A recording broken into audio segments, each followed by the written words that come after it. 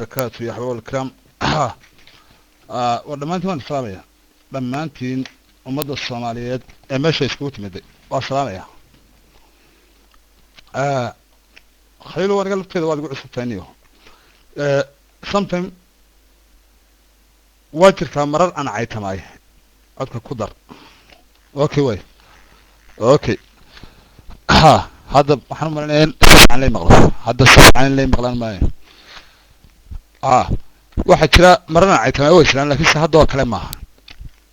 markaan cay u baahdo waxaan tagaa qolkay doorka. meel laga caytamay waa jirtaa baaltool waa taala. meel laga heesaayo waa ku taala. meel mataqaanaa laga sheekaystaayo oo taariikh laga hadlayo waa ku taala. meel taariikh laga hadlayo waa ku taala. meel diinta laga hadlayo waa ku taala. horta foore ninka la yiraahdo foore kulli samaro sheegtaa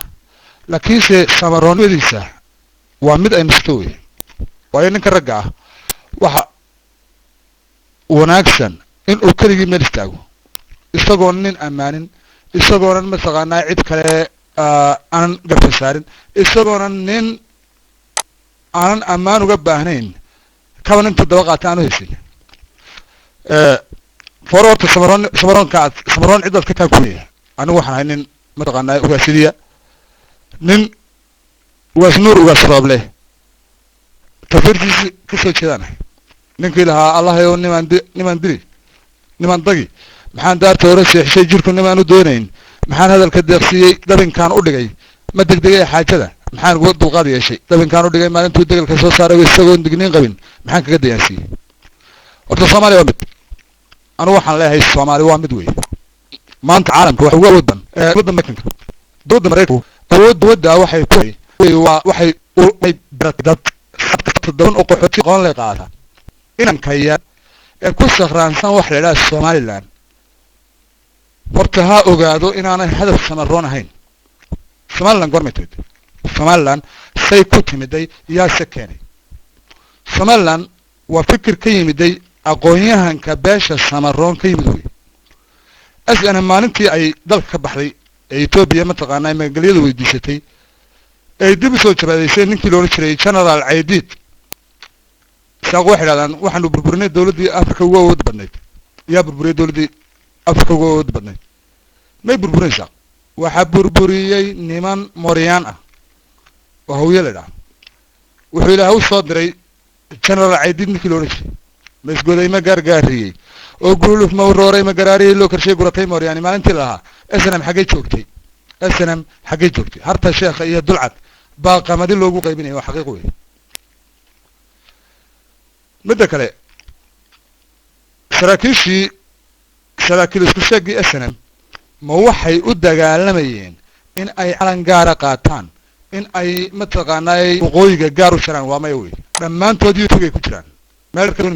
kanaal khatiifaya YouTube jiraan bal SNM ku dhufo oo waxay ka hadlayaan siiraanya waa ku jira oo ina mataqaanaa dhakabuur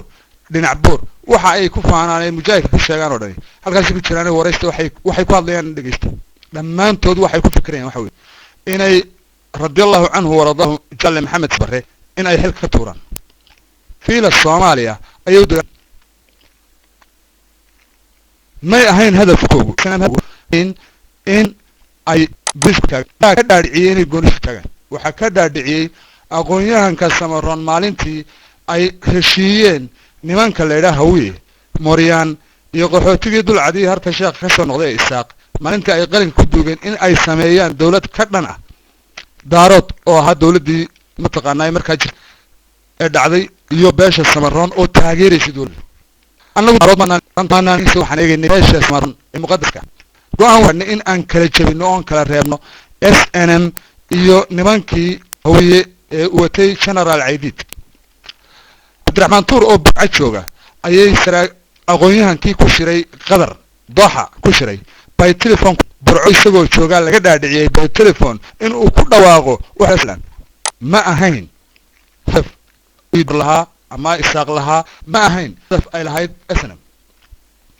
horta Soomaaliland waa mid ka ku timid wey waa mid ku timiday fikirka iyo beesha samaroon dantii aan ku lahayn wax aan kala reebno iyo isaaq waan kala reebnay sidaba